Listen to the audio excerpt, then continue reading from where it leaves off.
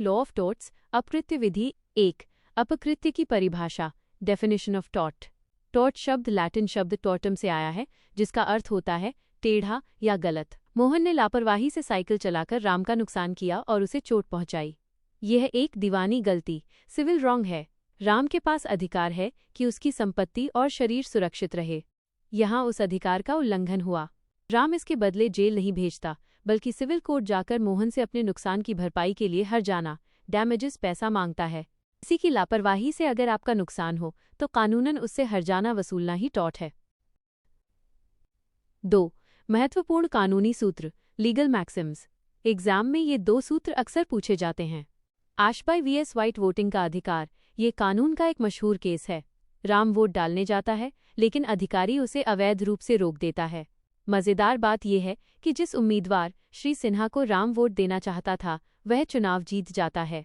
यानी राम को कोई नुकसान, डैमनो नहीं हुआ, क्योंकि उसका पसंदीदा नेता जीत गया, लेकिन उसके वोट देने के अधिकार, इंजूरिया का उल्लंघन हुआ।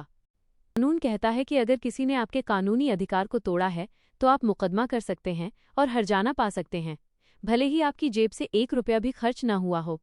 डैमनम साइन इंजूरिया, बिना क्षति के हानि। राम की एक बेकरी है जो बहुत अच्छी चल रही है। मोहन नाम का व्यक्ति ठीक राम की दुकान के बगल में अपनी नई बेकरी खोल लेता है।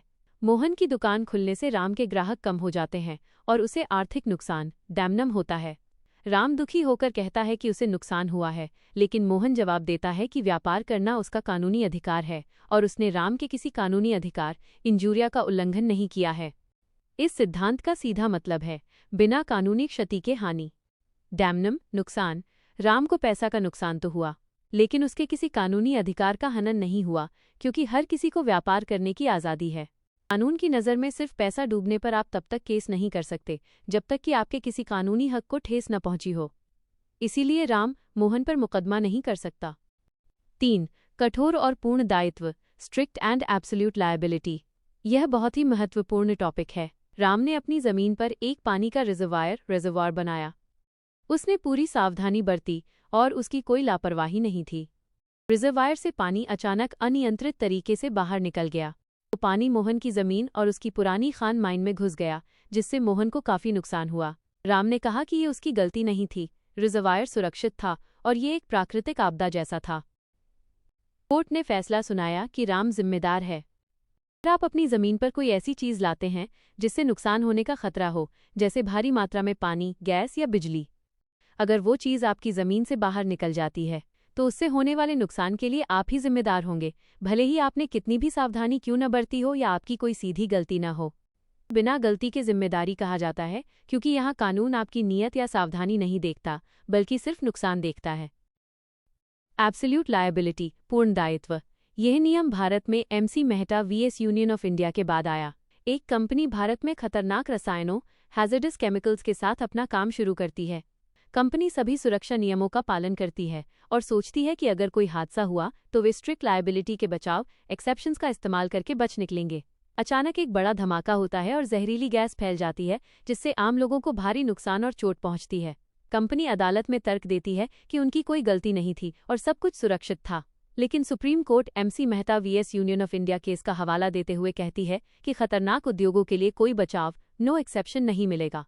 एब्सोल्यूट लायबिलिटी का मतलब है कि अगर आपका उद्योग खतरनाक है, तो हादसे की स्थिति में आप ये कहकर नहीं बच सकते कि हमने पूरी सावधानी बरती थी या ये हमारी गलती नहीं थी।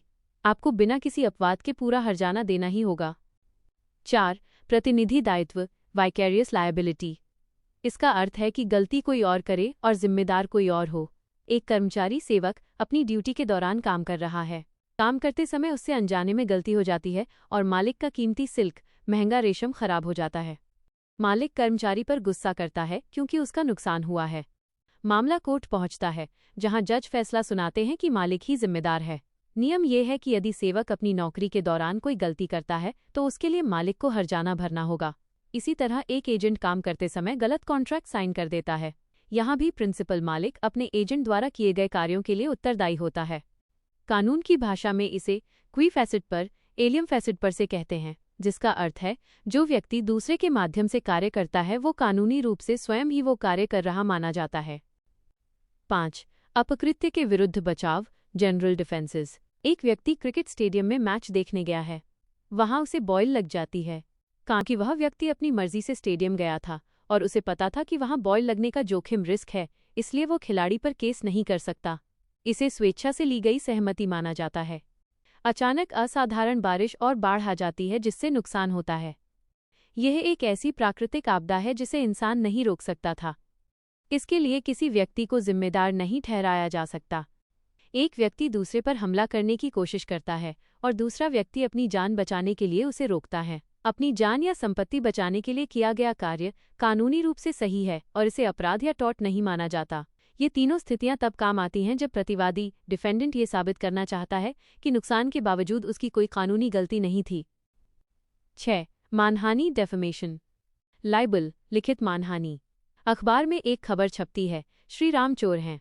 यह खबर पूरी तरह गलत है।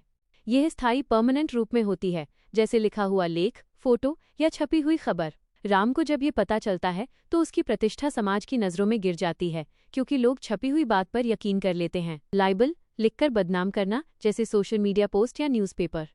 स्लैंडर, मौखिक मानहानि। एक व्यक्ति दूसरे के कान में फुसफुसाता है, क्या तुमने सुना? वो पैसे चुराता है। यह क्षणिक, ट्रांजिएंट होती है, यानी सिर्फ बोलकर या इशारों में की जाती है। इसका कोई लिखित रिकॉर्ड नहीं होता। अफवाहें फैलने लगती हैं और समाज में लोग उस व्यक्ति को शक की निगाह से देखने लगते हैं। स्लैंडर, बोलकर या अफवाह फैलाकर बदनाम करना। 7. उपेक्षा, नेग्लिजेंस। एक वर्कर की जिम्मेदारी है कि वो मशीन के चारों ओर सुरक्षा रेलिंग लगाए ताकि कोई दुर्घटना न हो। कानूनन उसे सावधानी बरतनी अनिवार्य है। वर्कर सावधानी बरतने में कमी करता है। वो सुरक्षा रेलिंग नहीं लगाता और काम के बजाय फ़ोन पर मैसेज देखने में व्यस्त हो जाता है। उसने अपनी ड्यूटी का पालन नहीं किया। रेलिंग न होने के कारण एक दूसरे व्यक्ति को चोट लग जाती है। चूंकि चोट वर्कर की लापरवाही की वजह से लगी है, इसलिए वो कानूनी रूप से जिम्मेदार लायबल माना जाता है। परीक्षा के लिए टिप: उत्तर लिखते समय केस कानूनों केस लॉज का नाम जरूर लिखें, जैसे रायलेंस वीएस फ्लेचर या डोनोग्यू वीएस स्टीवनसन। इससे मार्क्स अच्छे मिलते हैं।